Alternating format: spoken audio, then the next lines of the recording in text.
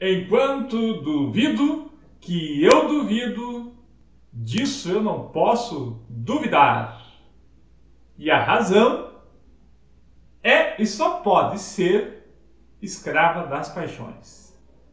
Quanto a primeira frase é atribuída a Descartes, a segunda é de David Hume. Filósofos contemplados pela questão que vamos abordar hoje nesta série Filosofando com o Enem. Muito bem. A questão que vamos analisar hoje, fazer alguns comentários e tecer uma discussão sobre filosofia a partir das questões do Enem, foi feita para o Enem de 2012. Então, sem demoras, vamos à leitura dos textos, melhor dizendo. Então, o texto 1 diz o seguinte, texto 1, experimentei algumas vezes que os sentidos eram enganosos, e é de prudência nunca se fiar inteiramente em quem nos enganou uma vez. Descartes, retirado das Meditações Metafísicas. E o texto número 2, vamos ao texto número 2. Sempre que alimentarmos alguma suspeita de que uma ideia esteja sendo empregada sem nenhum significado, precisaremos apenas indagar. De que impressão deriva essa suposta ideia? E se for impossível atribuir qualquer impressão sensorial, isso servirá para confirmar nossa suspeita. Isso quem escreveu foi David Hume, num livro chamado Uma Investigação sobre o Entendimento Humano.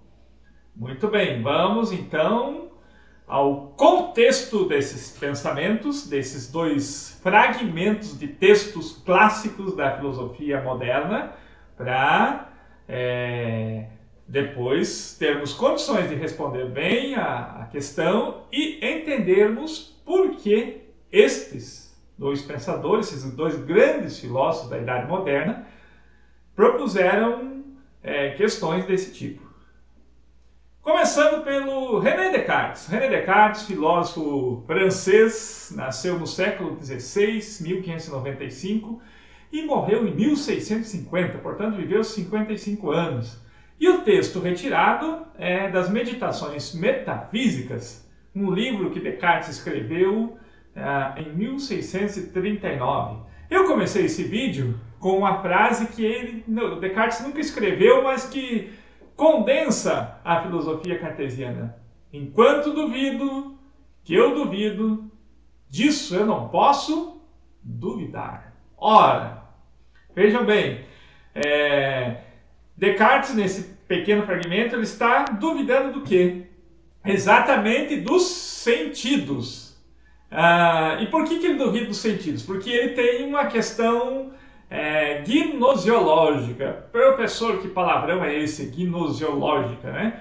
Gnosiologia, gnose, é uma palavra grega, né? Que significa conhecimento. E logia a gente pode resolver por teoria ou por construção, conhecimento, né? Então, Descartes tem uma preocupação gnosiológica, uma preocupação com uma teoria do conhecimento, ou seja, qual a natureza do conhecimento. E ele vai ser o principal representante do racionalismo. Então, para o racionalismo, somente é conhecimento seguro, legítimo e verdadeiro aquele que provém da razão. Por isso, ele duvida e nega os próprios sentidos. Enquanto duvido, que eu duvido, disso eu não posso duvidar. Isso é uma operação tão somente racional, né? E ao fazer essa dúvida dos sentidos, então Descartes ele precisa dizer qual a natureza do conhecimento seguro, legítimo e verdadeiro, né? E ele precisa, então, estabelecer algumas certezas. E aí a gente vem ao famoso cogito ergo sum. Penso, logo existo. Então, enquanto duvido, que eu duvido, disso eu não posso duvidar. Ora, se eu sou capaz de duvidar, e eu tenho certeza de que eu duvido, então eu estabeleço a primeira certeza. A certeza de que eu duvido, ou seja, eu penso. E se eu penso, é porque eu existo. Então, isto é tão somente uma operação racional. Eu não preciso dos meus olhos, eu não preciso dos meus ouvidos, do meu olfato, do meu tato, do meu paladar para saber que eu existo.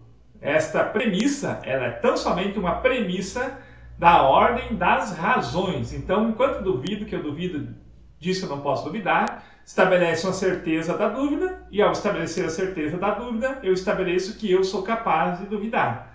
E isso não provém dos sentidos, porque os sentidos, na percepção de Descartes, na sua visão de mundo gnosiológico, ou seja, na sua teoria do conhecimento, os sentidos nos enganam. Então este é o contexto, né, desta frase, né, que está colocada ali para o texto 1 e que foi retirada das Meditações Metafísicas, onde Descartes começa duvidando de tudo, inclusive da própria existência, e chega ao final tendo a certeza de que ele pensa, de que ele existe, de que Deus existe e é perfeito, e de que as verdades matemáticas são as únicas com evidência, né, certeira.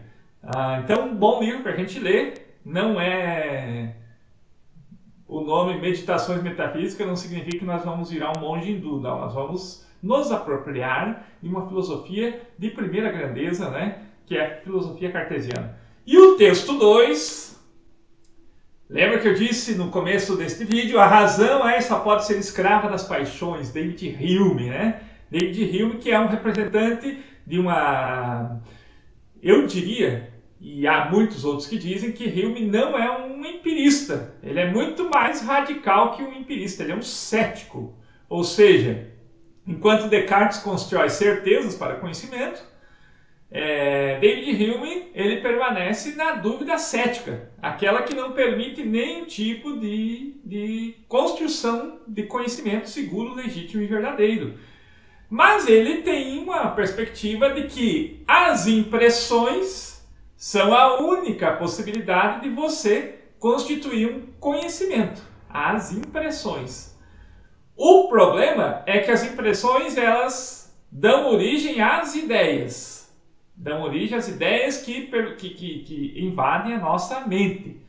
E aí a questão de Hume. O que tem mais sustentação na construção do conhecimento?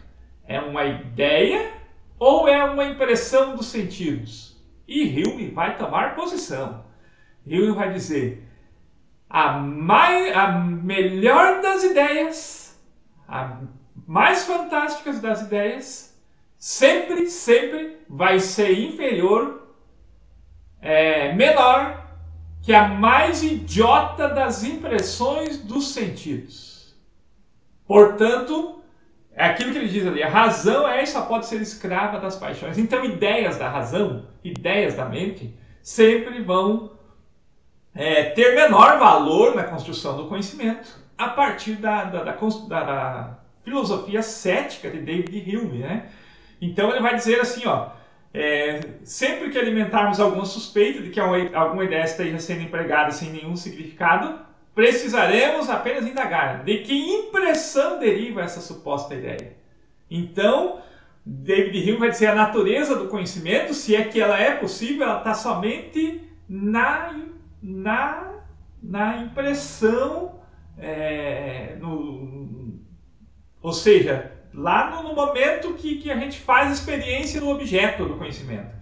Então não adianta eu assistir, por exemplo, uma análise detalhada de um jogo de Corinthians e Palmeiras pela visão do Neto. Por mais que o Neto, o craque Neto, faça o melhor possível para explicar o jogo, essa explicação sempre vai ser inferior ao fato de eu ter ido ao jogo e ter sentido as paixões, as impressões que o jogo de futebol me deu. Apesar de não ter o calor da minha casa, ter o replay, ter a imagem detalhada, né, pelo editor de vídeo, a impressão do jogo lá vivido no tempo presente sempre vai ser melhor. Portanto, em Hume, Ideias não servem para nada, devem ser descartadas e eu devo ficar com as impressões. Em Descartes, as impressões devem ser descartadas. Descartes descarta, olha que interessante, as impressões e assume que as ideias são a origem do conhecimento. Ora, diante disso, então vamos ao que o autor da prova pede de nós, né? Vamos lá, nos textos, ambos os autores se posicionam sobre a natureza do conhecimento humano. A comparação dos excertos permite assumir que Descartes e Hume, vamos lá. A. Defendem os sentidos como critério originário para considerar um conhecimento legítimo? E eu vou dizer para vocês que não. Somente Hume considera os sentidos como um critério para você ter alguma noção do que é o conhecimento. Então, tá errada a questão. B de bola. Entendem que é desnecessário suspeitar do significado de uma ideia na reflexão filosófica e crítica? Não. A gente viu que o Descartes ele não começa da certeza, ele começa exatamente da dúvida. Enquanto duvido que eu duvido, disso eu não posso duvidar. Então, vejam bem que então a questão B está errada por esse ponto e pelo fato de que Hume não aceita qualquer ideia, né? Ele é radicalmente cético com a formação das ideias. Ele quer o momento vivido, a impressão, né? C. São legítimos representantes do criticismo quanto à gênese do conhecimento? Não. Criticismo é a posição gnosiológica, ou seja, é a teoria do conhecimento de Immanuel Kant. Immanuel Kant, que é um outro capítulo da teoria do conhecimento, que lê Hume e diz assim, Hume me despertou do meu sono dogmático. E ele tenta conciliar racionalistas e empiristas, constituindo uma teoria filosófica própria. Mas isso é uma outra questão. Então, portanto, C está inadequado aqui. D. Concordo que o conhecimento humano é impossível em relação às ideias e aos sentidos? Não. Descartes ele é um dogmático, por assim dizer. Ele acredita piamente que o conhecimento humano é possível, desde que ele seja um conhecimento racional. Enquanto que David Hume acredita que o conhecimento ele é somente uma impressão do momento do presente. Então, as impressões dos sentidos fornecem algum conhecimento naquele momento exato que ela acontece. E, portanto, chegamos à alternativa correta, que é a letra E, atribui diferentes lugares ao papel dos sentidos no processo de obtenção do conhecimento. É isso, né? Enquanto Descartes duvida dos sentidos, Hume diz que eles são a única possibilidade de constituir algum tipo de conhecimento.